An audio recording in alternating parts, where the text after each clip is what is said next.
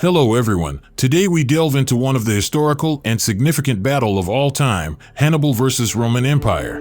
For this fascinating journey into the past, make sure to tune into All About War, your source for all things ancient history. Before we start, do not forget you hit the like button and subscribe to our channel.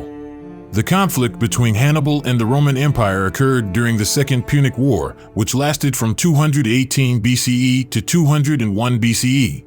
This was a period of intense military and political activity in the Mediterranean world as various states and empires vied for power and influence.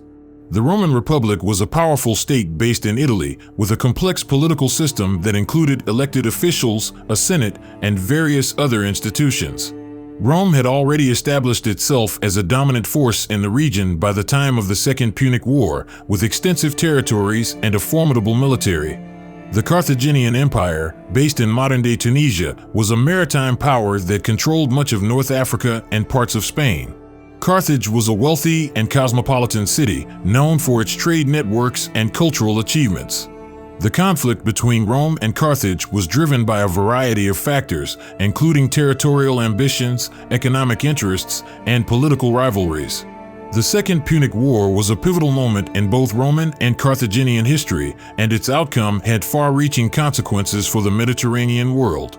Hannibal Barca was a Carthaginian general and statesman who lived from 247 BCE to 183 BCE. He was born into a prominent Carthaginian family, with his father Hamilcar Barca being a successful general who had fought in the First Punic War against Rome. Hannibal grew up in a military environment and was trained in various aspects of warfare from a young age.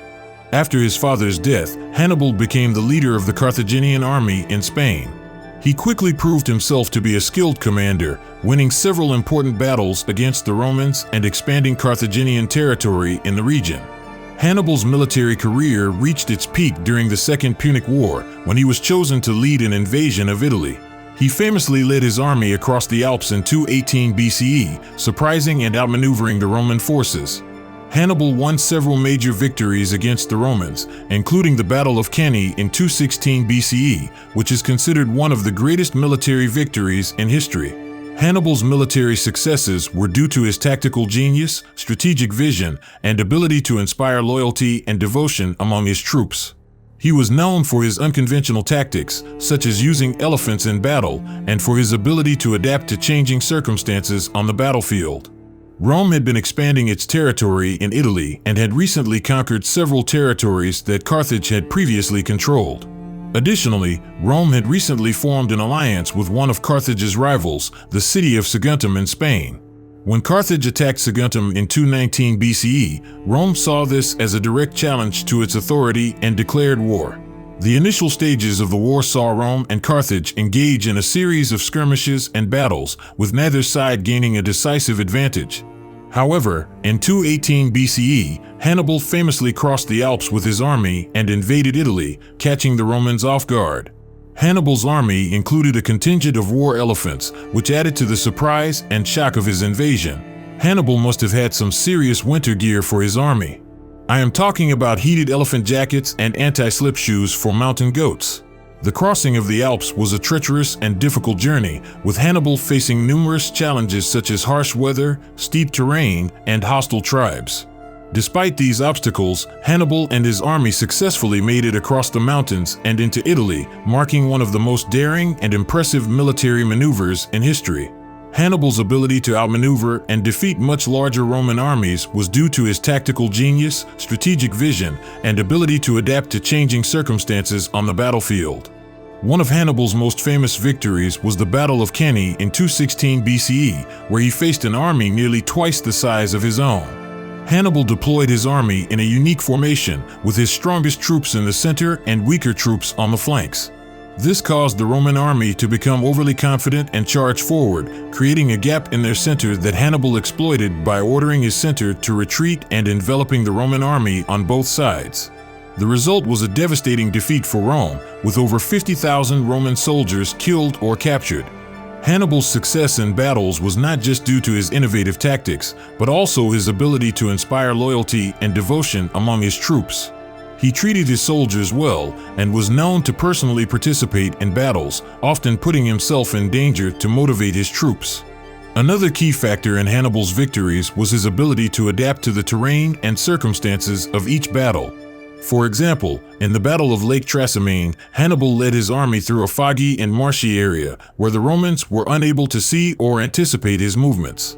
Hannibal also made use of local knowledge and allied with local tribes, who provided him with valuable intelligence and support.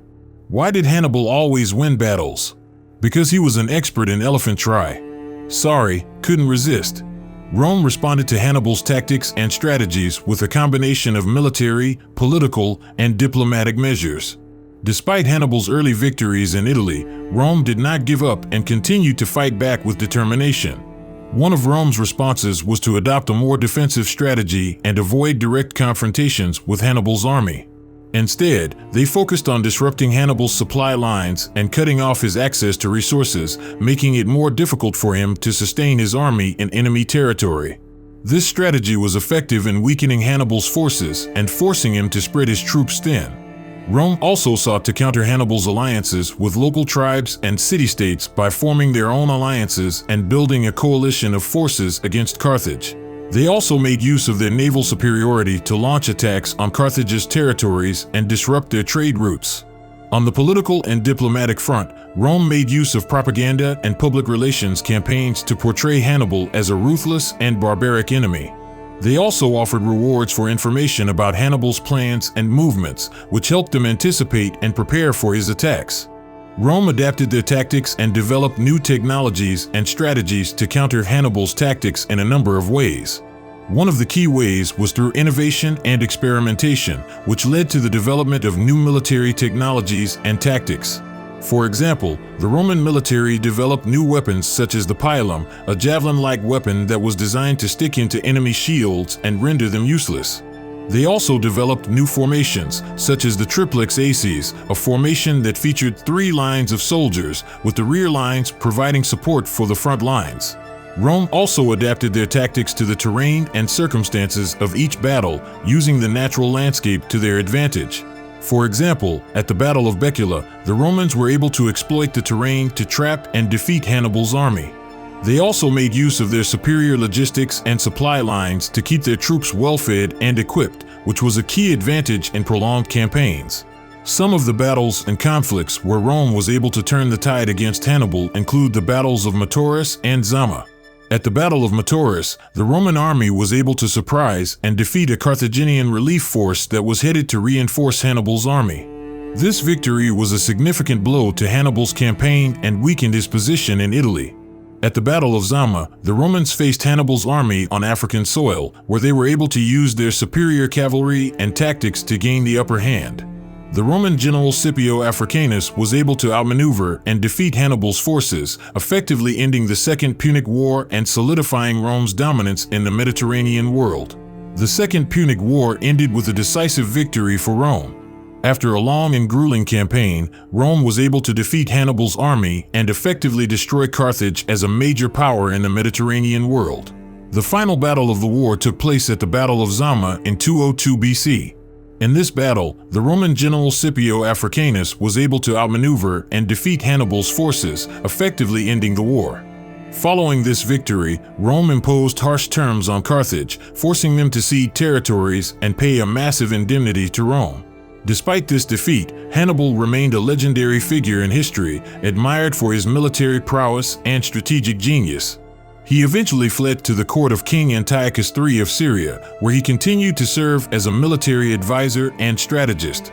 In the end, however, it was Rome that emerged as the dominant power in the Mediterranean world, solidifying its position as a major empire and laying the foundation for centuries of imperial expansion and dominance.